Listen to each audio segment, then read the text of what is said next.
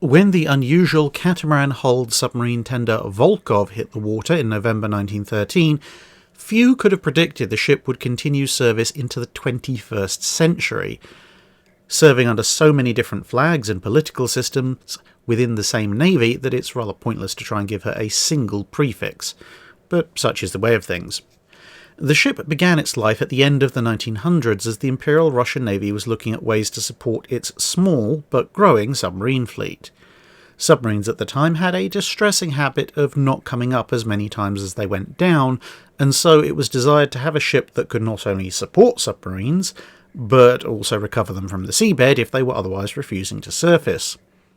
The Imperial German Navy had recently commissioned a small catamaran salvage vessel, SMS Vulcan, and this was the inspiration for the Volkov. The advantage of this hull layout was that the cranes could be installed and supported by both hulls, and thus capable not only of lifting much heavier loads than king post cranes of similar size on monohull vessels, but they could also lift straight up along the ship's centre of gravity. Thus, a lift would not pose any risk to the ship's overall stability. Any submarines thus raised would also be in the relatively sheltered waters between the hulls, whence they were secured, and salvage operations were begun.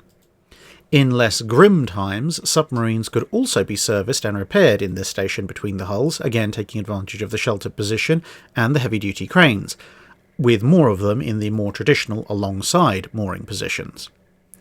The ship was thus duly ordered in late 1911, laid down almost a year later in November 1912, and launched almost exactly a year further on still in 1913, commissioning into the Baltic Fleet in summer 1915. In the brief window of her service to the Imperial Russian Navy, she salvaged 2 submarines and served as a tender to many more.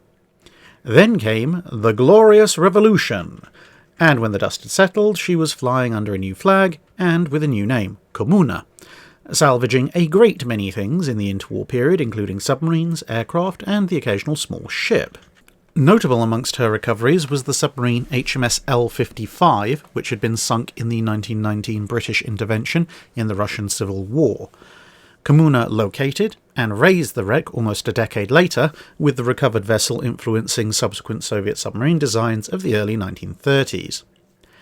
The outbreak of World War II saw her with even more work to do. The Luftwaffe almost got her during the siege of Leningrad, but she survived, was patched up, and then set about fishing up and repairing all sorts of craft that had been slightly less lucky.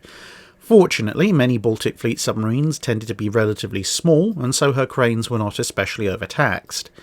Uniquely, she also ended up salvaging tanks and other land-based vehicles that had been sent over frozen ice during the winter months and had hit spots that weren't quite as frozen over as the crews had thought. The latter stages of the war were no less busy, with wrecks previously too dangerous to get at being available now for salvage, alongside the more recent ones created by the ongoing conflict. In the aftermath of the war, she continued with recovering vessels that had failed to surface in peacetime accidents, but the rapidly increasing size of submarines made the ship less and less suitable for direct salvage efforts. Indeed, during the Cold War, the largest Soviet submarines put into the water had a submerged displacement that was more than 15 times Kommuna's total fully loaded displacement, so there was no chance of her salvaging a Typhoon.